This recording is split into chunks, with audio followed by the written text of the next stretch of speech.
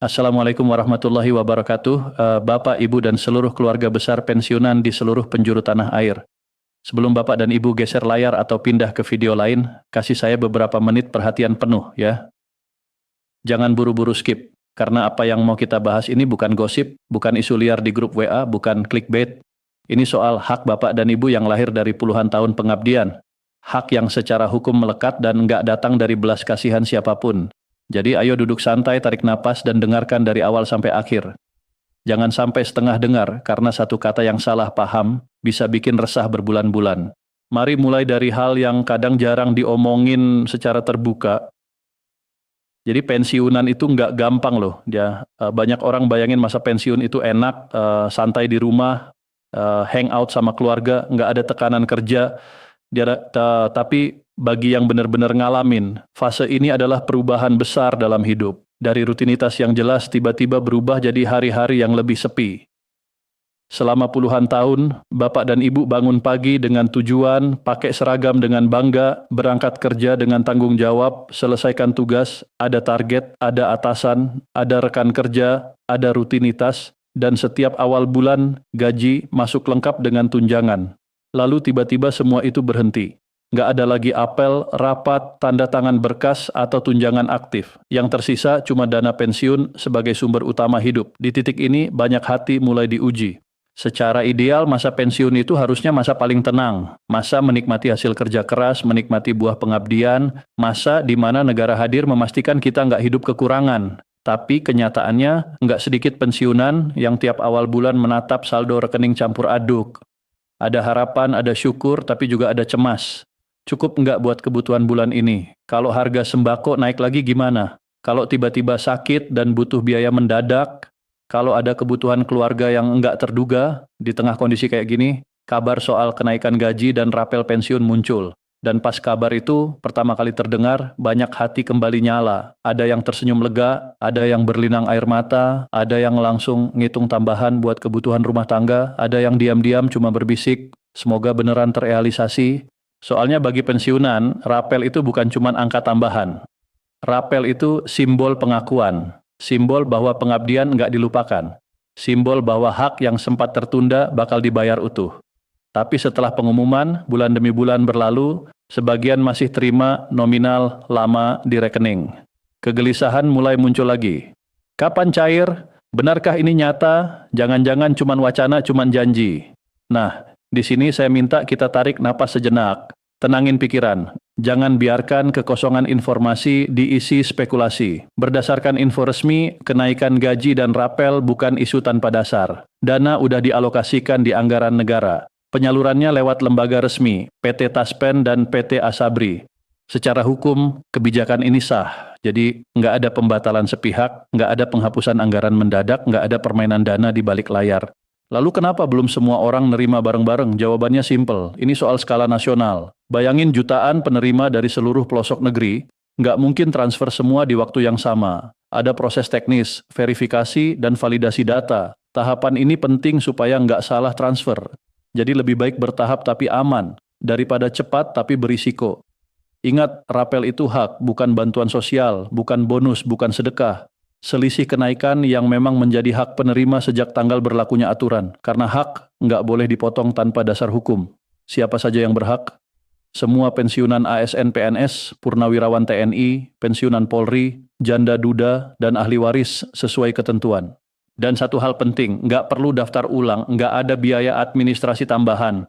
Dana masuk otomatis ke rekening yang sudah terdaftar. Kalau ada yang mengatasnamakan lembaga resmi minta uang buat percepat pencairan, itu penipuan. Kalau minta PIN ATM atau kode OTP, itu juga penipuan.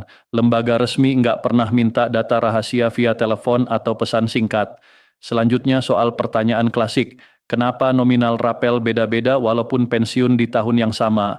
Jawabannya karena variabel perhitungannya beda. Besaran rapel dihitung dari gaji pokok terakhir, pangkat, golongan, masa kerja, dan tunjangan yang berlaku. Jadi wajar kalau hasilnya nggak sama. Ini murni soal data dan rumus sistem, bukan soal siapa lebih disayang. Jangan sampai beda nominal bikin iri atau prasangka. Lalu soal autentikasi dan verifikasi data berkala. Banyak yang nanya, kenapa harus otentikasi lagi? Datanya kan udah ada dari dulu.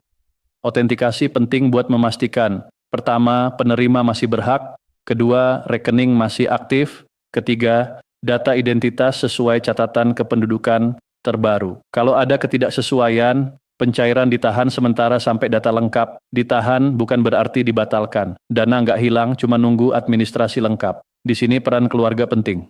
Anak dan cucu bisa bantu proses ini, pastiin data akurat, dampingi penggunaan aplikasi, bukan ambil alih hak atau manfaatin situasi.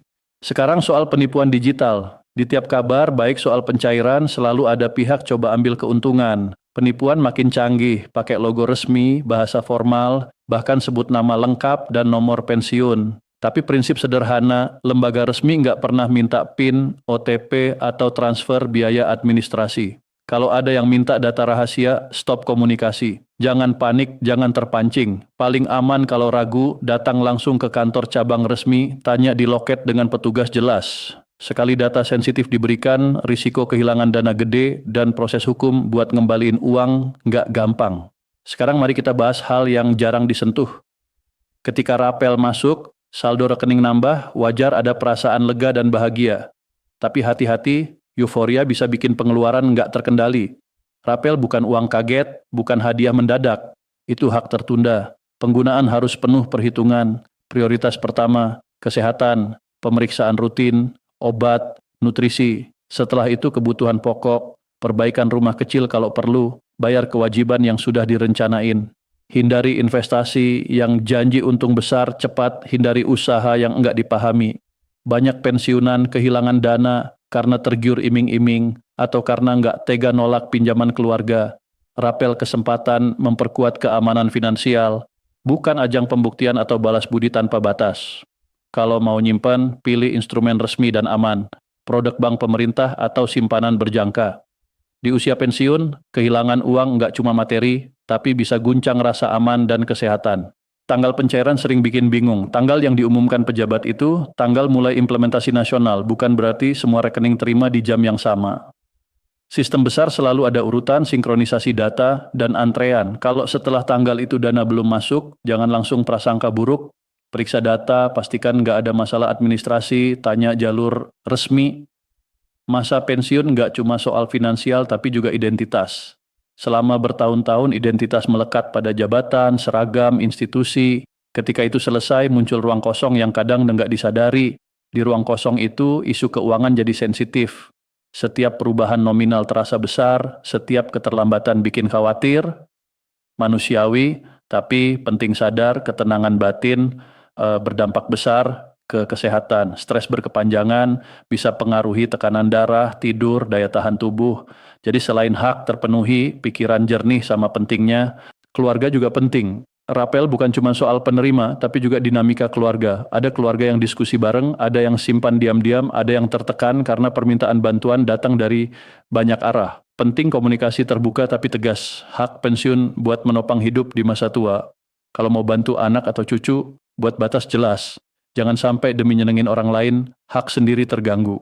Sekarang kita masuk sisi teknis. Ketika pemerintah tetapkan kenaikan gaji dan rapel, apa yang terjadi di belakang layar? Pertama, kebijakan dituangkan dalam regulasi resmi. Regulasi itu jadi dasar hukum untuk semua lembaga terkait. Setelah regulasi terbit, kementerian dan lembaga teknis mulai sesuaikan sistem perhitungan. Data jutaan penerima ditarik dari database pusat, riwayat kepangkatan, masa kerja, status keluarga, rekening bank, riwayat pembayaran sebelumnya. Jumlahnya jutaan baris data, bukan ribuan. Setiap baris mewakili satu manusia, satu keluarga, satu kisah pengabdian. Data nggak bisa langsung diproses begitu saja. Harus sinkron, dicek silang, diperbarui kalau ada ketidaksesuaian. Misal rekening nggak aktif, status ahli waris belum diperbarui, penulisan nama beda sama data kependudukan terbaru. Semua harus bersih dari potensi kesalahan sebelum dana besar dikirim. Sistem keuangan negara nggak bisa salah satu transfer bisa bikin proses hukum panjang. Makanya sistem dirancang hati-hati, bukan terburu-buru. Kalau dana belum masuk di hari yang diharapkan, jangan langsung pikir ada penundaan disengaja. Bisa jadi lagi tahap validasi tambahan. Bayangin prosesnya kayak antrean. Kalau semua elemen data bersih, sinkron, valid, proses cepat. Kalau ada satu elemen Perlu klarifikasi, sistem nahan sementara sampai masalah selesai. Ditahan bukan dihapus, dana nggak hilang, nggak dikurangi, cuma nunggu data lengkap. Apakah mungkin ada pemotongan tanpa sepengetahuan? Secara aturan, rapel hak penuh. Tapi ada kondisi yang bisa mempengaruhi nominal akhir, pajak sesuai UU, atau kewajiban resmi seperti cicilan kredit lewat potong otomatis bank. Ini bukan potongan baru, tapi kelanjutan kewajiban lama yang harus diwaspadai potongan di luar mekanisme resmi. Kalau nemu nominal nggak sesuai, tanpa penjelasan tertulis, minta rincian resmi ke bank atau kantor cabang lembaga penyalur. Jangan nebak, jangan asumsi. Skenario bikin panik. Setelah pengumuman nasional, berminggu-minggu dana belum masuk. Langkah pertama, pastiin rekening aktif. Kadang rekening lama dibekukan bank. Kalau dibekukan transfer otomatis gagal. Kedua, pastiin data identitas sesuai data kependudukan terbaru. Perubahan ejaan nama, alamat KTP kadang belum update di sistem lama. Ketiga, pastiin autentikasi berkala sudah dilakukan. Kalau belum, sistem bisa nunda pencairan sampai selesai. Kalau 3 hal itu aman tapi dana belum masuk, cek langsung ke jalur resmi. Datang kantor cabang, sampaikan tenang, bawa identitas, minta pengecekan status sistem. Sikap tenang lebih efektif daripada emosi, karena petugas lapangan bukan pembuat kebijakan, mereka pelaksana sistem. Fenomena lain, di era digital, informasi nyebar lebih cepat daripada klarifikasi. Satu pesan suara di grup bisa bikin ratusan orang panik, satu screenshot tanpa sumber bisa bikin gelombang kekecewaan. Prinsip sederhana, info tanpa sumber resmi jangan langsung dipercaya. Kalau info bikin emosi berlebihan, tahan diri sebelum sebarkan. Info setengah benar lebih berbahaya daripada info salah total. Masa pensiun juga soal psikologis. Identitas berubah dari jabatan, seragam, institusi jadi ruang kosong. Di ruang kosong itu isu keuangan sensitif. Keterlambatan terasa besar. Penting sadar, ketenangan batin berdampak kesehatan. Stres berkepanjangan bisa pengaruhi tekanan darah, tidur, daya tahan tubuh. Selain hak terpenuhi, pikiran jernih penting. Rapel juga soal keluarga. Ada yang diskusi bareng, ada yang simpan diam-diam, ada yang tertekan karena permintaan bantuan. Penting komunikasi terbuka tapi tegas. Hak pensiun buat menopang hidup, bantu anak cucu boleh, tapi dengan batas jelas. Jangan sampai hak sendiri terganggu demi nyenengin orang lain. Hak nggak hilang, proses mungkin bertahap, info harus disaring, dan ketenangan adalah kunci menjaga masa purna bakti bermartabat. Wassalamualaikum warahmatullahi wabarakatuh.